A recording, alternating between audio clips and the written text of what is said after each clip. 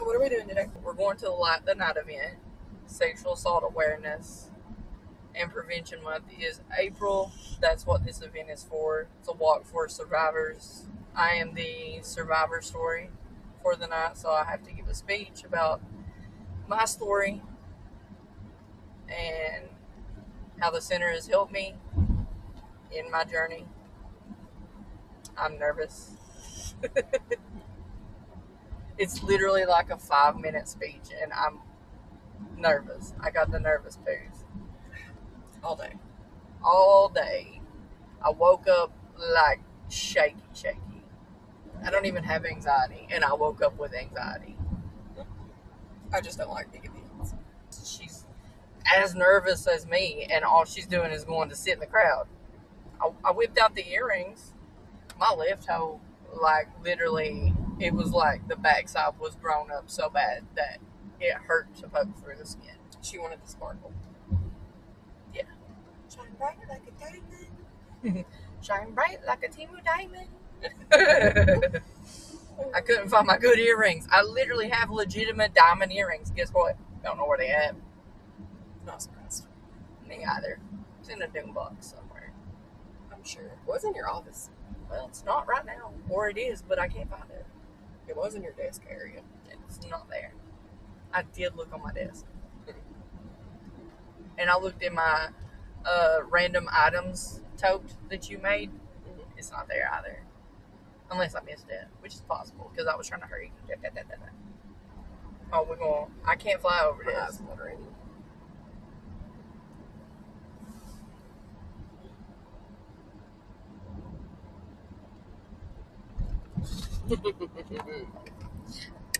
She likes to hit the railroad tracks and go woo because they build it up so big. I don't know why. And if you don't go slow, you fly over it. Holy shit! You literally go, woohoo. It's one of those things where you like lose your stomach. It's beautiful. Can you explain why they just pulled in front of me? No, they don't care. Somebody tried to kill us on the way here. We're running a little behind. We're not going to be late for the event, but we're running a little behind. Perdoodle. Anyway, she came in there and she was like, I thought we were vlogging. And I said, we are. She said, shouldn't we have been recording? I was like, I mean, I probably should have got your camera this morning and be like, I'm so nervous, look at my hands, because they were doing this, like, da. you probably should. Yeah. What time does the event start? 8? 7:30 in technicality, but, like, the welcome and all that doesn't start till 8. So my speech is until, like, 8:15, 8:20. It's just 6:10. But I don't like crowds. I don't like events. Normally, I would not go to this. But Heather's speaking, so of course I'm going to go. She's a volunteer for our local rape crisis center. I was too lazy to do the paperwork. And you would have had to do the training. I worked there previously, so I had already done the 40-hour training that you have to do. Anyways, so yeah, I'd already had the training, and all I had to do was fill out the paperwork. She would have had to fill out the paperwork and do 40 hours of, I don't know, virtual, I think, training, but it was a lot. Yeah. And she does the things. Like, currently there's a thing that they're doing where you take a picture with a sign in your community and you post it to their wall for Facebook. She took a picture. I did. And she posted it. I did. If you're on my Facebook, you see that. If you're not on my Facebook, you should be. Fine, don't add me unless you know me. I love y'all, but don't add me unless you know me. I would have let y'all be with me to write my speech, but I wrote it like 2 weeks ago. Yeah. And I honestly, after the date that I wrote it, I gave it to Beth to fix it. And I've not done anything to it. So I'm like a one and done type person. I bust it out, get it done, and that's it. I would have walked them through my like process, which is basically sit down and write. So it would have been boring. Yeah. And you're probably going to hear people talk about a documentary Well, you're going to hear me talk about it, documentary. I'm sure other people will bring it up. And Heather was in a documentary. Was it last year or the year before? It was like 3 years ago now. Was it 3 years ago now? It was 2 or 3 years ago now. I think it might have been the year before last. But anyways, Heather was in a documentary, and you're probably going to hear people talk about it. She was in one of 12 people that was in a documentary. I'm sure they didn't. No, I was going to say one of 12 because there was supposed to be 13, but there ended up just being 12 plus. Oh. In case you mentioned that. Sorry. Go ahead. Anyway, it was a documentary for sexual assault. What was the name of it? Believe Me. ... Help and Hope for Sexual Assault Survivors. I think it's in my speech. Just wait and listen to my speech. I will. I'll link the documentary in the comments. This is on YouTube. It is on YouTube. It is on YouTube. It originally aired on. Did you say that? No, I didn't. I was going to let you do that. Oh, it originally aired on KET, which is like a PBS network but it's Kentucky. So if you're not from Kentucky, it's like PBS. But it originally aired, I think, twice. Or is it twice the first day and then once another day? Either way, it aired on TV. And then it's also on ksap.org's website. And YouTube still today. And apparently, like, all kinds of companies, medical professionals even, that would be working with someone who's been sexually assaulted. People in the mental health field. I don't remember. There's all kinds of random, apparently doctors, and nurses. The documentary itself did win awards. Yeah, it was. It didn't win the Emmy, but it was nominated for the local chapter of the Emmys, not the big ones you see on TV. The one that was like Kentucky, Ohio, Indiana, somewhere else. Yeah, I forget what it's called. It's literally called Emmys, but it's like a certain chapter. Yeah, I'm talking about that area. It's called something. Oh, I don't know. Either way, it was nominated for that. It did not win it, but it did win 2 other awards. And you can find that information on KSAP's website. If you go to their website and just search Believe Me, it'll take you to the page that tells all about it, and it shows the 12 survivors that was in it. And it's a little bit of us telling our stories, but it's also about different services throughout the state of Kentucky and what they do, and how to help people, how to try to notice signs of things happening. What does KSAP stand for? Kentucky Association of Sexual Assault Programs. Yeah. They fund 13 programs across the state of Kentucky. And it's ksap.org. And it is a safe website, so it links anybody who needs help for sexual assault in Kentucky. You can go to their website and look for the center that's in your area. Yeah. And it's got a safe exit, so if you're not safe and you are watching, you're not watching, but you are on their website looking for services and somebody were to be coming in the house or something that you don't want to see what you're doing, there's a little button that you hit on the left, like the right side of the screen or something, and it's there the whole time. You just hit it and it takes you completely off the website. I don't know what it takes you to. I can't remember. Maybe back to Google or something like that, but it's a safe exit. So that's a great feature. I just wanted to bring that up because I thought that was cool. Yeah, that's important. But yeah, if you watch it, you'll get to see some of my story. It doesn't tell it all. There was a lot of stuff they couldn't fit in a 50. It's just 57 minutes. You can spare 57 minutes. If you scroll on TikTok, you most likely scroll for 2 hours every day or more. So you can spare 57 minutes to watch it. Yeah. And it's really great. They had a survivor from almost every location that they fund voluntarily do the documentary. But you'll get to see some pictures of me when I was little and hear a little bit of my story and how a center such as the center I went to helped me. And if you need help, please reach out to somebody. I wouldn't reach out to us for immediate help. That's not what we're here for. If you just want to talk, you're always welcome to message. For sure. But if you need help, please reach out to one of the KSAP centers in your area. I don't know what they're all called, but you'll find it on the website. And if you're not in Kentucky, their website does link you to other different states. Yeah, different states. Yeah, it'll say something like, if you're not in Kentucky, click your state, and it'll take you to your state's programs. Yeah. Random.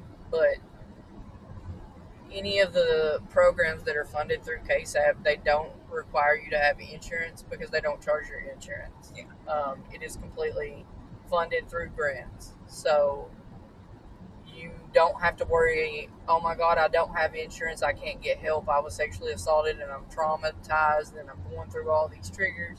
That's okay. You can still get help. You just have to reach out to one of your centers that is funded through a sexual assault association like KSAP.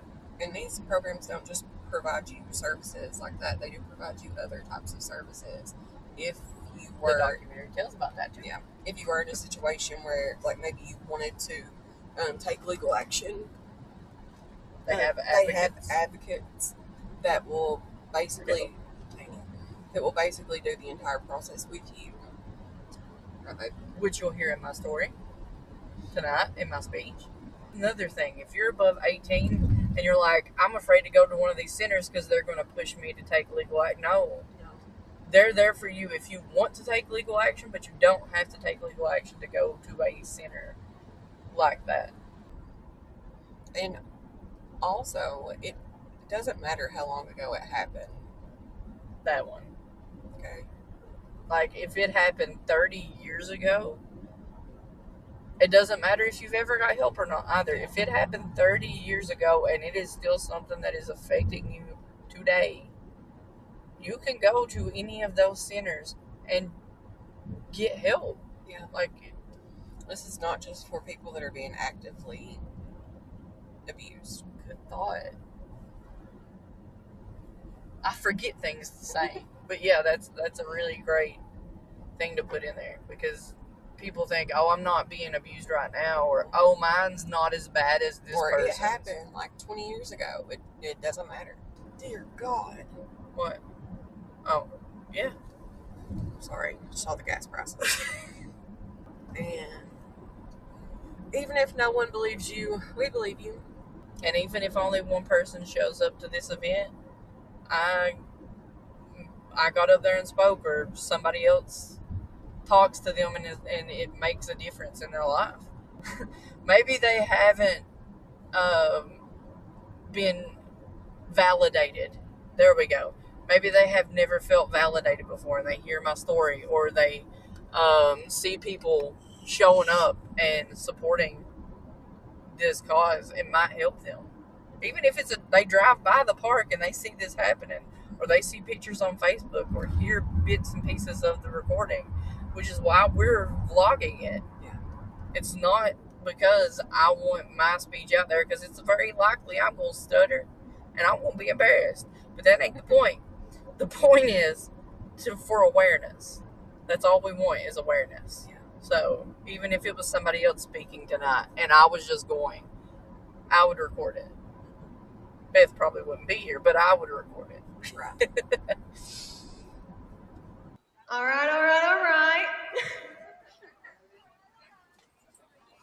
We're going to go ahead and do our presentation part of tonight before we do the walk. And so I just want to welcome everybody on behalf of the Rising Center for coming out tonight for our Light the Night event. By coming out, you're showing survivors that you believe them, you support them, and you are here. And in a world where we stay silent, this matters more than ever. So I thank every single person for being here. I'm going to have a few other people speak and talk a little bit about what we do. Even though tonight is not about us, it's about the survivors we serve. And you will be able to hear from a survivor tonight, so we're really excited about that. And then we're going to award the lovely Liz Jones with a Brave Award, and Gabby will tell you a little bit more about that. So I'm going to let Dylan go into what we do as far as direct services, therapy, and advocacy. Hi, everybody. As Jasmine said, my name is Dylan. I'm a victim advocate here at the Rising Center. And the Rising Center, for those of you who don't know, is this regional. It's the regional sexual violence resource center. We're based here out of Hazard, of course. This is where our main office is. But we also cover 7 other counties in the Kentucky River District, and so that would be Perry, Letcher, Knott, Leslie, Lee, Owsley, Breathitt, and Wolfe counties. And at the Rising Center, as Jasmine said, we serve survivors of sexual violence, and along with their family and friends. And I love when I get to say this, but all of our services are free, and so that means that anybody that needs us, they can come. They don't have to worry about their income. They don't have to worry about having to pay for therapy or any type of a service.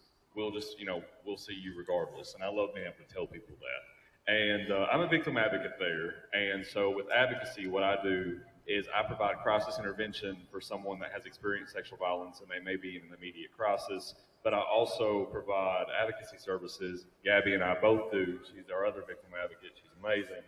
And we go to court with our clients and we offer them support and just assist them through the legal process and let them know that, that they're not going through this alone.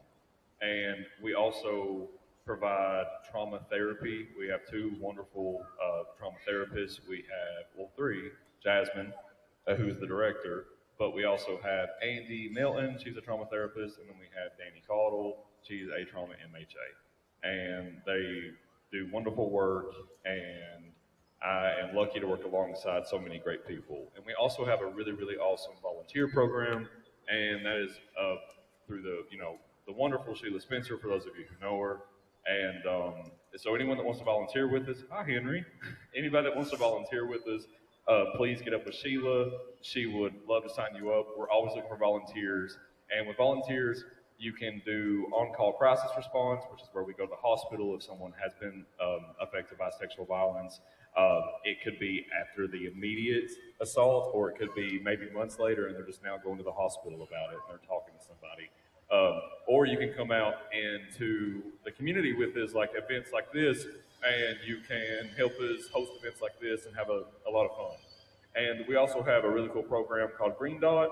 And the Green Dot program is where we go into the schools in the community and we basically teach about sexual violence prevention and how to recognize when, there's a possible potential moment of harm and how to intervene appropriately. And I think that's it for the Rising Center services, you all. Again, thank you all so much for coming, and I'm going to pass it on to Lakin.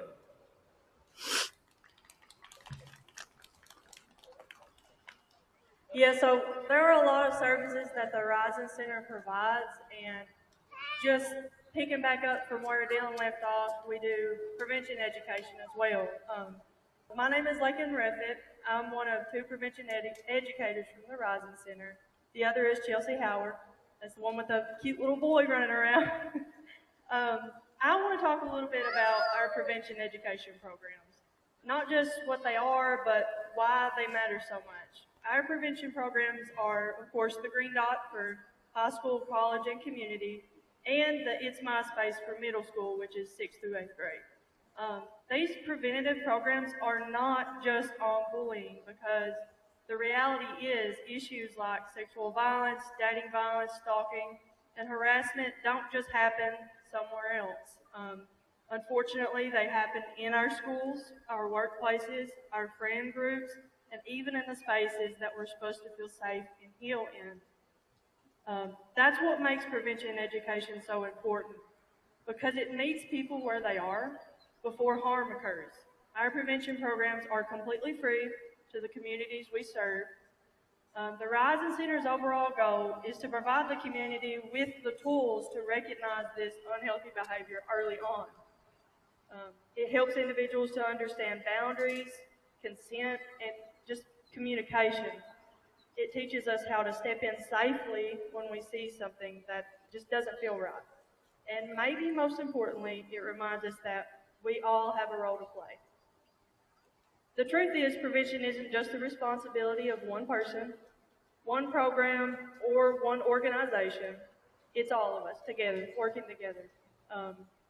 We want our children, our family, our community, and even ourselves to be safe. Let's show up for one another. We can create spaces where people feel seen, heard, and supported. And for those who may not have strong support systems, this work becomes even more critical because prevention education isn't just about stopping the harm, it's about making sure no one falls through the cracks. We want to serve everybody in our community. So I'll leave everyone with this. Prevention doesn't require perfection. It just requires participation. You don't have to have the answers. You just have to be willing to notice, to care, and to act. So if any of you today that are here need anything from the Rising Center, please feel free to reach out, and I'm going to hand the mic over. Hello, everybody. At this time, we would like to nominate the lovely Elizabeth Jones, the Commonwealth Attorney's Victim Advocate for the Brave Award. This award recognizes those making a real impact in prevention and survivor support across Kentucky. Liz has made such a difference, not only for the survivors we serve, but for our team as well. She truly goes above and beyond to make sure survivors feel safe, heard, and supported throughout what can be a really overwhelming legal process. Her professionalism and truly survivor-centered approach strengthen the work we do every day, and we're incredibly grateful to work alongside her. I just want to say how grateful I am and humbled to accept this award. However, the recognition does not belong to just one person. It represents the dedication and hard work of an incredible team. I am fortunate to work alongside outstanding colleagues within our office and throughout the justice system and within our community. The community partners that work alongside of us share the same commitment to serving others. Each of them play an important role in the work that we do every day. It is a shared privilege to stand beside victims during some of their most difficult moments of their lives, helping them find their voice, guiding them through the judicial process, and making sure they feel heard, respected, and supported. I am thankful to be part of a community that believes in that mission and works together to make it possible. This award is truly a reflection of all of you. All right, next we have Heather Bush. Where are you, Heather? There. She used to work at the Rising Center, and she's going to share her story with us today. Good evening, everyone. Can you hear me well? I don't want to talk and you will not hear me. My name is Heather Bush. I'm here tonight to share my story. I ask you to bear with me just a little bit as I suck at public speaking sometimes, so might be a little nervous. Growing up, I was your average kid. I played outside until dark, rode bikes and four-wheelers, played cops and robbers, and of course, my favorite, playing basketball with my cousins. I was always singing, even though I can't really carry a tune and still can't. I went to Robinson Elementary, and I was a rising star in basketball. I graduated from Prairie Central, and I was nominated for senior superlatives as class clown. I share this so you can get to know me, so you can see me as the kid who would have been your neighbor, who could have gone to school with you, been your friend or family member. I was on a strong path. I could have continued excelling in sports, but something changed. Why didn't I continue excelling after 7th grade? Why did I quit sports entirely in high school? Between the ages of 11 and 12, I was sexually abused by a family member. No one suspected anything. He went to church. He was a sheriff's deputy, a good guy.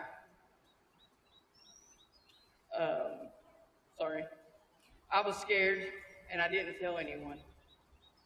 Even though the teachers noticed changes, I had an eating disorder, I became less outgoing, I declined in my athletics, and I stayed silent.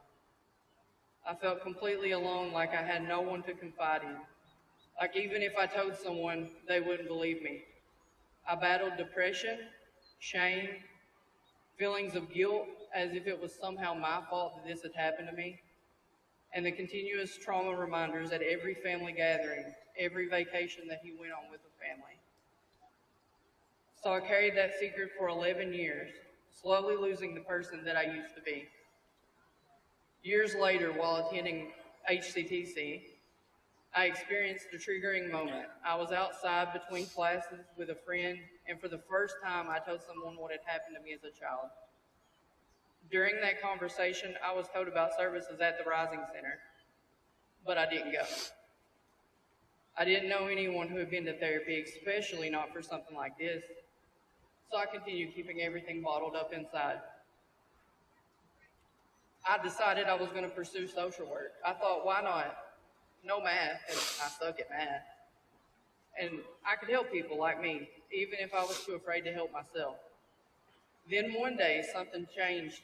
Something in class made me pause and think about it. I thought, if I could get help, I'll know how to better help others.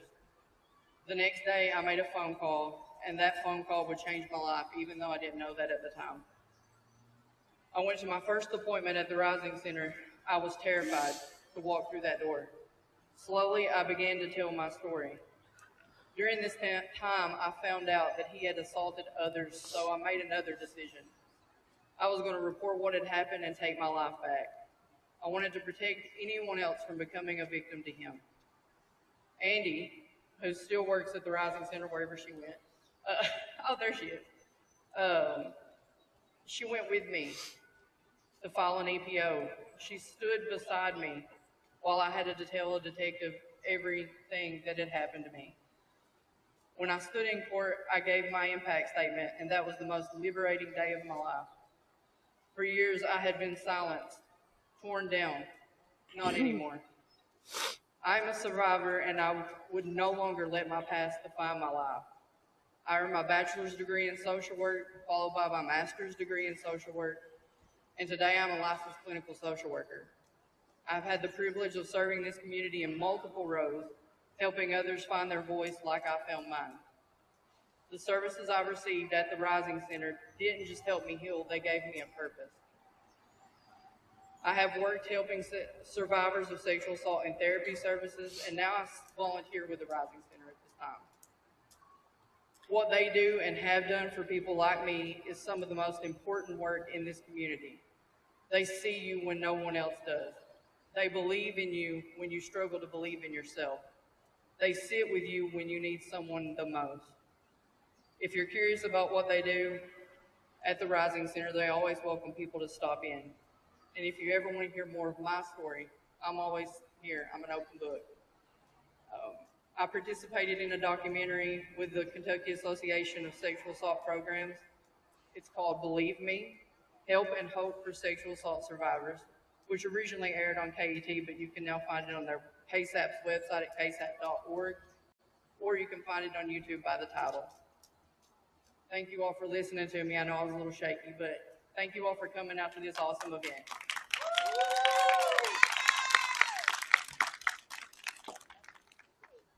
Thank you so much, Heather, for being vulnerable enough to share your story with us. Thank you again, Liz, for everything that you do and being a great partner to us. So, because behind every service that we have, there is a person. It's a story, a life that deserves safety, dignity, and support, and that's why we're here. So thank you again for being here. Thank you for supporting the mission and for helping us shine a light on what matters. So I'm going to give you all a few minutes to go ahead and collect your glow items, get some water if you need to, play a few games, then we'll do a moment of silence and we'll begin our glow walk. Thank you all.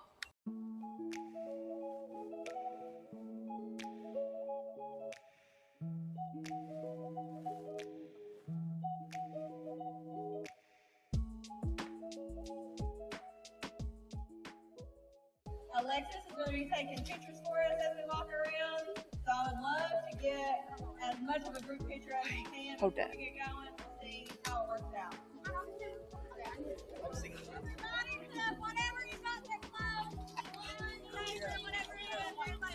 I got it up for all of you. Oh, you got a mosquito on your forehead. Oh, no. I got it. Silence by Heather Bush Stewart. My inner child yells and screams. Alone, afraid, wondering why no one sees.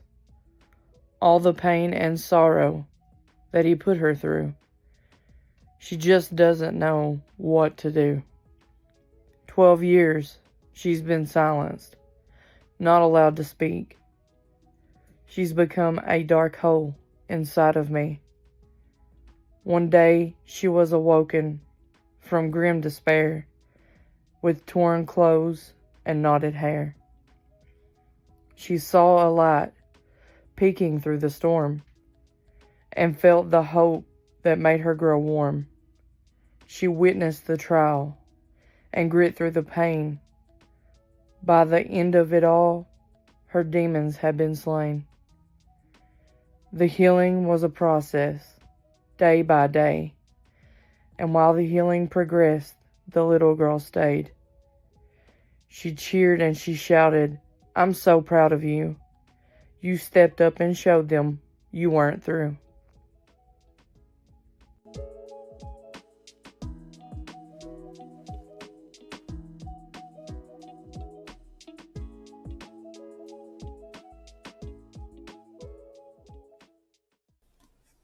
Do these first and then turn that on. Forgot to put my halo necklace on. Anyways. Oh my god. Oh wait, I got a circle. Oh, I love it. We lit up the night. What's your green dot?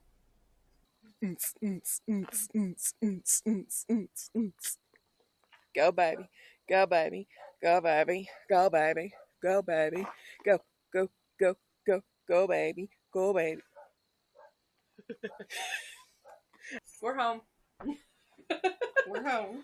I mean, people said the speech went good. I messed up a couple times and I'm upset with myself about it, but She did mess up. I did. You'll see that when you watch the speech. I think it overall went well. There was quite a good turnout, and hopefully my message reached at least somebody there that needed to hear it. A little girl came up to her and gave her a hug and told her thank you for sharing her story. I had a few people tell me thank you for sharing my story. This was cute though, because like her mom was over there standing Watching. and she, yeah, it was cute. I'm just glad that it resonated with some people. I met a little dog named Missy. She's a Chihuahua. She was like this big. She's 11. Apparently, she's like in some kind of heart failure or something. Oh no. Yeah. I got my pants dirty. Oh, I thought you were talking about the dog. No, I was, but then I also at the same time saw my pants. Anyway, Missy was cute. Sorry. The dog in heart failure She was a is little who Chihuahua. she's speaking of. Yes. She was so tiny. Even if I was nervous going into it, there is reason for me to share my story still. Yeah. There are people who have not heard my story who it may help. Mm-hmm. Like, Yeah. I don't love public speaking. I don't do these things for any kind of recognition.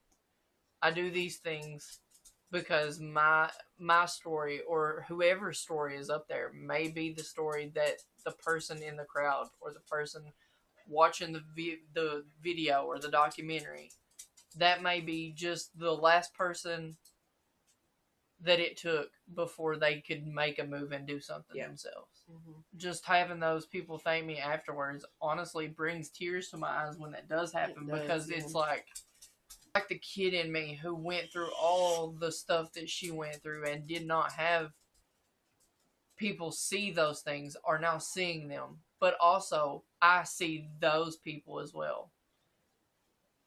Basically. It's late.